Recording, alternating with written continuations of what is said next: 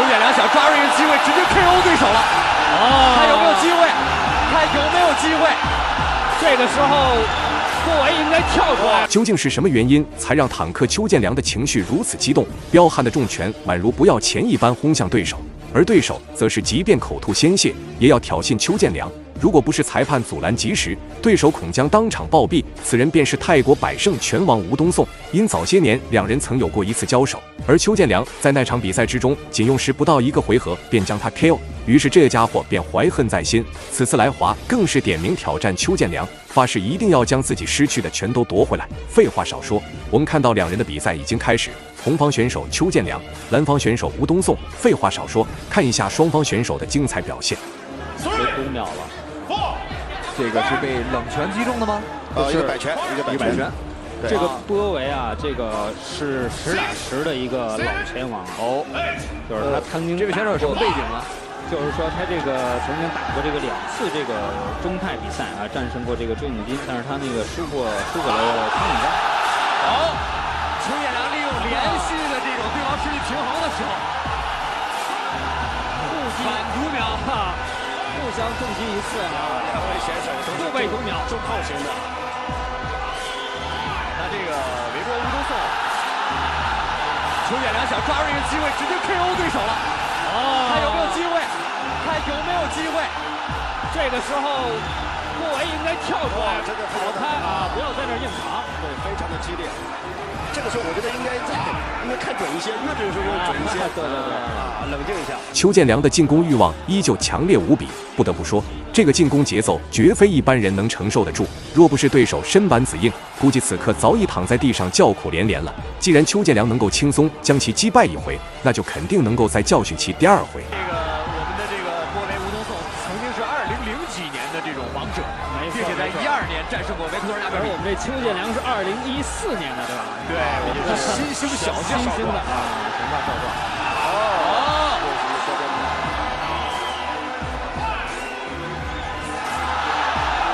当我们很多观众啊都为我们这个花招拳王单猜没有办法来的时候感到意外的时候，其实这位波维吴东颂啊，在2012年还战胜过维克多纳格比，而且是加兰农拳场的冠军。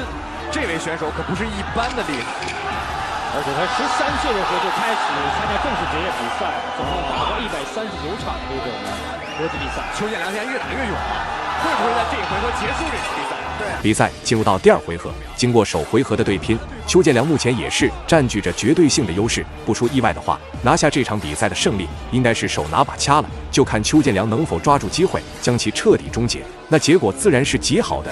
废话少说，看一下双方选手的精彩表现。上一场比赛已经要追溯1年前，那是也是在日本啊，被这个红军帮家2回合 KO， 这个一代老拳王，岁月不饶人。这次应该是连打带推的啊，有一个能下拉的一个动作。我觉得要终止比赛了，我觉得啊，其实裁判可以看终止比赛，我个人认为，因为这个郭维年纪也不小了，而且他恢复训练时间不长，他已经1年没有参加大战。这个我认为从这个我们比赛的角度来看，这个郭维已经不具备在没有这种抵抗能力了。不得不说，邱建良的进攻能力实在是太强悍了。将对手堵在笼边，就是一阵疯狂输出，对手是完全没有一点还手的办法。若是其放弃防守，那结果将可能会提前结束了。看得出来，两人的实力还是存在着不小的差距的。但不得不承认，对手的抗击打能力确实不错。规则呢，如果一回合被击倒3次，或者整局下来被累计击倒5次，就可以结束这场比赛。再倒1次，应该就结了。对，郭维已经没有这个还手的能力了，我个人认为可以终结这场比赛。对，因为比赛再进行下去也没有意义。不过郭维，你看他的步伐，他依然是朝前走的，他依然是在顶着对方在。我觉得这一波进攻啊，这个郭维没有缓过来，一直都好。你看，还有反击这个能力啊。哦，这个是很危险，很危险啊！但是也很危险。的确是在以往的拳击当中有这样的这个明显邱建良的这个爆冷逆转爆冷，对方还想还手，不过邱建良丝毫不惧，只要寻得破绽，必定又是一番猛烈的回击。但对手的竞技精神同样值得我们所敬佩，即便是完全没有获胜的可能，却也依然没有放弃。估计就连邱建良此时都不忍心继续下手。不好说。但是我很奇怪啊，因为这场纯太极规则的比赛，我觉得这个双方并没有用肘和膝的这个啊，对，因为对他可能这个波维也可能没意识到这个比赛规则是太潜规则，况且呢，他也他的这种风格就是比较喜欢用拳的。这个应该是第3次倒地了，但是这个是因为自己这个发力过猛，身体别能倒地了。这个时候好像开始用肘了，好像波维，但是已经晚了。邱建良狂虐老拳王波维啊！那我们看到这个邱建良啊，在台上表现。比赛进入到最后一个回合，邱建良此时已经占据着绝对性的优势，就算这回合只做防守不做进攻，估计都能轻易拿下比赛胜利了。但对手此刻依旧没有放弃的念头，还是想要再拼一把。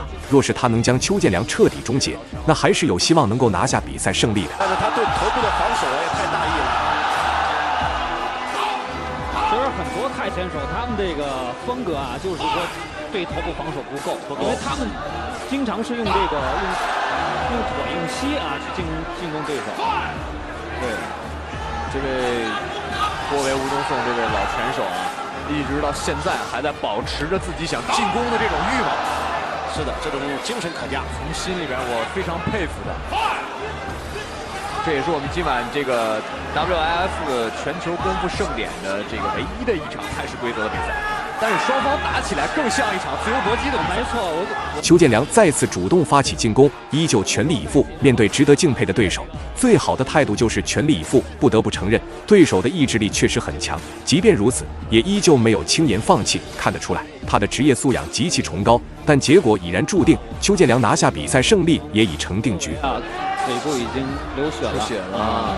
对，作为一个选手来说，作为一个优秀的选手来说，除了在场上渴望胜利、争取胜利之外，其实我们大家更看到的难能可贵的是一种精神。这位老拳王还在用自己的这个动作和行为来挑衅，表示我还能打。无论这场比赛输赢，我觉得从精神上已经不重要了啊，已经战胜了现场的所有观众，已经让所有观众。搏击运动啊，本来就是一场非常有血性的运动。如果你害怕这个受伤流血，害怕倒在擂台上，那你根本搞不了这个项目。没错，那么几乎所有搏击运动员可能都或多或少受过伤啊，这是项目独特性质决定的。连续的顶膝，邱建良的进攻极其凶猛，但对手的状态依旧是没受到任何影响。没想到比赛进入到第3回合后，他的实力竟更强胜几分。邱建良此时若是还想终结对手，估计可能性应该是不大了，因为对手的抗击打能力确实太强了。过来，到现在才阐释出来一个什么是不服输是吧？对，不服老，以自己的这个言行举止来告诉大家什么叫真正武的精气神儿。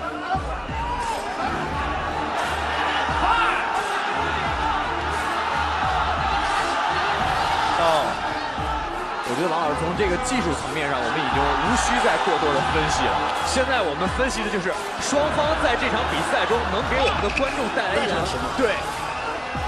那像作为您来说，这么多年的武林风，像这样的拳手，我觉得也并不多见。是的。因为这个在马上比赛结束的最后这个一刻，结束了，最终是并没有出现 KO 的场面，但邱建良的表现确实惊人，最终也是成功拿下比赛的胜利。